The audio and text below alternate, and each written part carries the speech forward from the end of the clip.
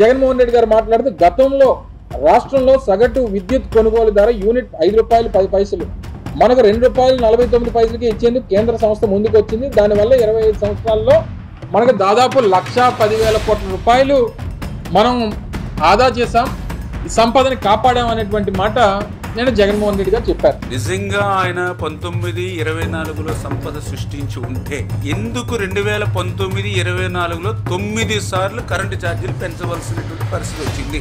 Direct question. ఎందుకు నేను ఈ మాట చెప్తున్నానంటే 2014లో రాష్ట్ర విభజన జరిగినటువంటి పరిస్థితుల్లో ఆ రోజు విద్యుత్ లోటులో ఉంటే చంద్రబాబు నాయుడు గారు అధికారంలోకి వచ్చిన తర్వాత 14-19లో చంద్రబాబు నాయుడు గారు తీసుకున్నటువంటి నిర్ణయాలతోటి మిగులు విద్యుత్తుగా ఆ రోజు మేము 19కి మార్చి 5 సంవత్సరాల్లో మేము ₹1 కూడా విద్యుత్ ఛార్జీలు పెంచకుండా ప్రజల మీద భారం వేయకుండా 24x7 ఆ రోజు మేము విద్యుత్తును అందించాం. మీకు తెలుసు, మాకు తెలుసు. మరి నువ్వు 19-24లో నువ్వు సంపద సృష్టించినట్లయితే మిగులు విద్యుత్ ఉన్నటువంటి రాష్ట్రాన్ని కూడా ఎందుకు మరి నువ్వు 9 సార్లు విద్యుత్ ఛార్జీలు పెంచావు? 9 సార్లు విద్యుత్ ఛార్జీలు పెంచడమే కాదు, ఏదైతే ట్రూ అప్ ఛార్జీలు గానీ ఏదైతే సర్ ఛార్జీలు పేరు చెప్పి ఎందుకు నువ్వు 5 సంవత్సరాలు పేద తరగతి మధ్యతరగతి వర్గాలు నడ్డి విరిచావు? ఇది సెకండ్ క్వశ్చన్. థర్డ్, నువ్వు 19-24లో నువ్వు చేసినటువంటి పాపాలు ఏవైతే ఉన్నాయో ఈ రోజుకి కూడా, ఎందుకంటే మళ్ళీ ఇప్పుడు నువ్వు ఏదైతే డిస్కమ్స్ ఉన్నాయో మరి వాళ్ళకు కూడా నువ్వు పెట్టినటువంటి అప్పులు ఏదైతే దగ్గర 18,000 కోట్లు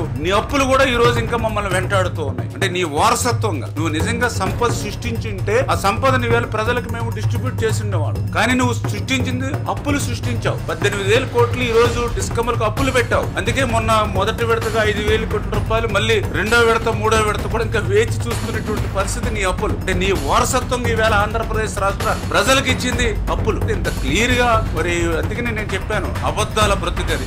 జగన్మోహన్ రెడ్డి అంటే అబద్ధాల బ్రతుకు. ఇటువంటి అబద్ధాలకి అసత్యాలకి ఎక్కడైనా ప్రపంచంలో పేటెంట్ హక్కు కేర్ ఆఫ్ ఏదైనా ఉందంటే అది జగన్మోహన్ రెడ్డి. అబద్ధాలను అసత్యాలను కూడా అలవోకగా మాట్లాడేటువంటి శక్తి ఆయనకు మాత్రం ఉంది, ప్రపంచానికి ఎవరికి లేదు.